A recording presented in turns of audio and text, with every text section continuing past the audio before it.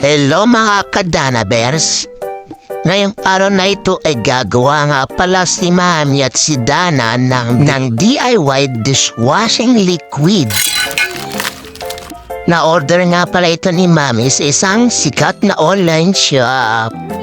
Ayan, pinay-prepare na ni Mami. Ito. O yan ang step 1. Teka lang. Sige, buhos mo na, Dana. O, ibubuhos mo dito. O, okay na yan. O, ibubuhos. Ang tapon. Go.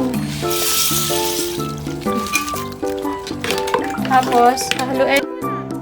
O, yan naman ang kasunod. Step 2. Hindi, pagka...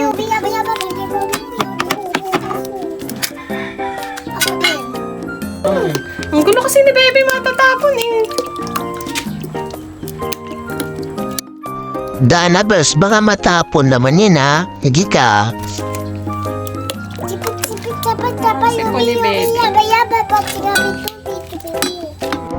Aba, takanta-kanta ng si Dana Bears ah.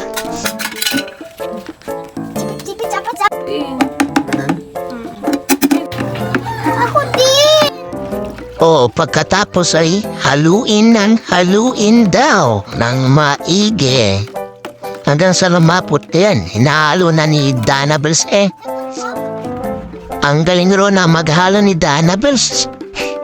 O sige Dana Bears, haluin mo na haluin.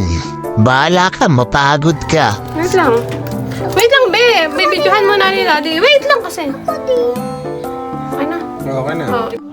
O ito na yung step 3. Huwag daw magulo Dana. Nakukulitan ka eh. Makulit ka ro sabi ni Mami. Ano pa? Ikaw, magka-color na tayo, be. Ito na yung step 4, yung may kulay. Kulay green. Wait lang. O, ibuhos mo dyan, color green. Sige, ikaw lang.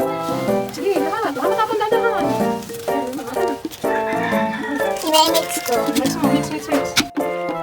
Sige, Dana, mix mo lang. Mix mo ng mabuti, ha? Mamaya, magiging sabon na yan. Pwede na tayo mag-ubas ng pinggan dyan. Ito na ang panglimang ihalo, ano? Hindi pwede. Para kasukal, eh. Maghahalo. O sige, labin mo na, Mami. Ako muna. At haluin ulit. Dati ko. Dahan-dahan lang. Ako na.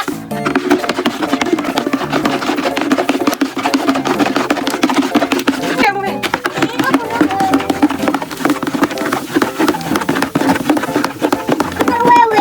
Wala, sakit na sa kamay. Yan, lumalapot na. Sige, Mami.